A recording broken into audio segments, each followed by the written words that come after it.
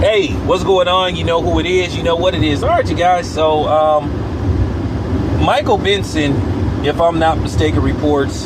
Shout out to Michael Benson. He watches my channel.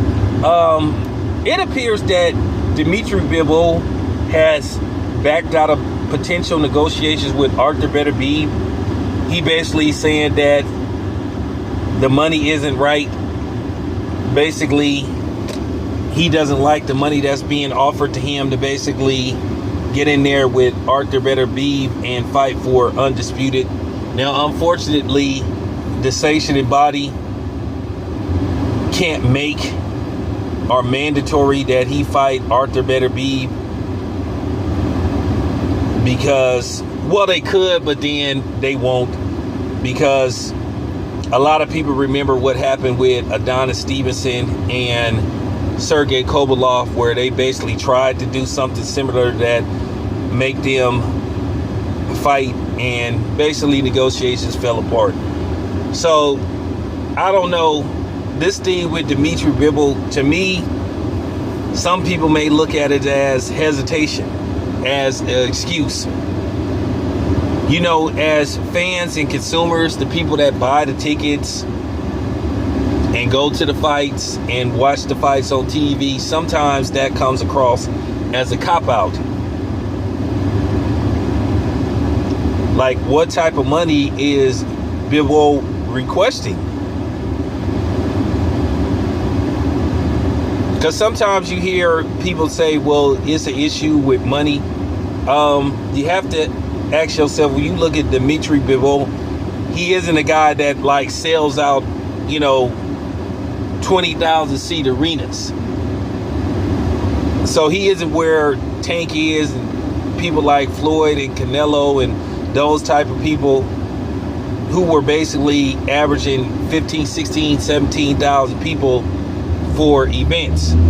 So now you're hearing that he's going to focus on basically trying to see can he make a rematch with Canelo, or he's talking about he's going to wait it out and he may try to fight later on this year. But that seems to me kind of like, you raising your eyebrow and you like, I don't like that type of dialogue coming from him, because some people gonna take it as a duck, and a lot of people have accused him of ducking Arthur Beterbiev. Now, I'm not gonna flat out say that he's ducking Arthur Beterbiev, but that looks real suspicious.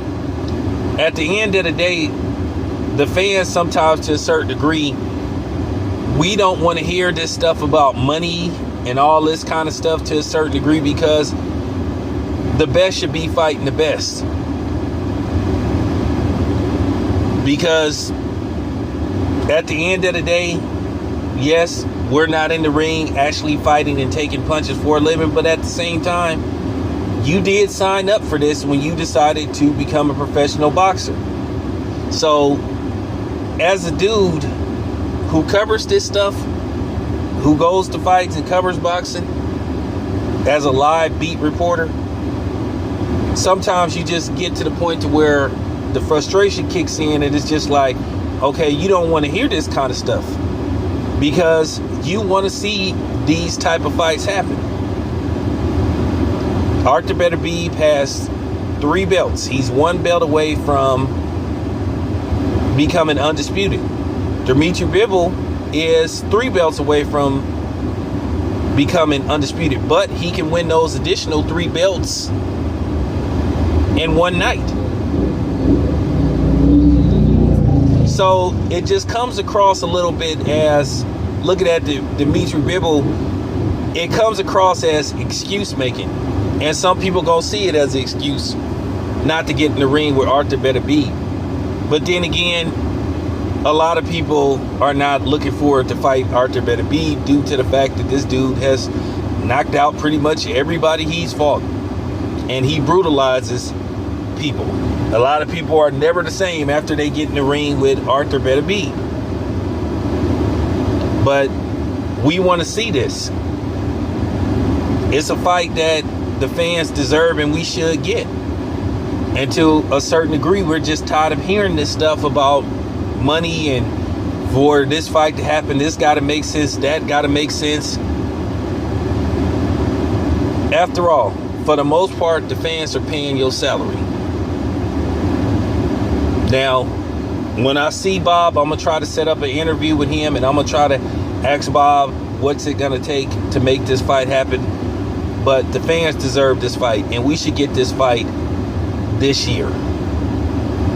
There's no excuse why this fight can't be made this year.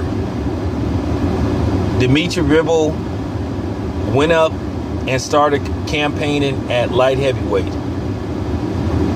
I know he's talked about he wants to go down, but you went up. You won a belt at light heavyweight. So I think you have an obligation to not only yourself, but to your fans and to boxing to try to make this fight. If you serious about making this fight, well, you and your promoters and Top Rank all need to get together and try to figure out a way to make this fight happen for the sake of boxing. This is the type of stuff that's running people away from boxing. If you lose, you lose. If you win, you win. And if you want to run it back, run it back. Put it in the contract. But anyway, I just wanted to give my opinion. I don't know, man. Bivol, I don't like that type of language. I don't like hearing those type of sentiments coming out of somebody's mouth pertaining to, because this is a super fight. It may not be a big time super fight like so-called Tank versus Ryan Garcia, but it still would be a super fight. Anyway, it's your boy Town Biz. I'm out.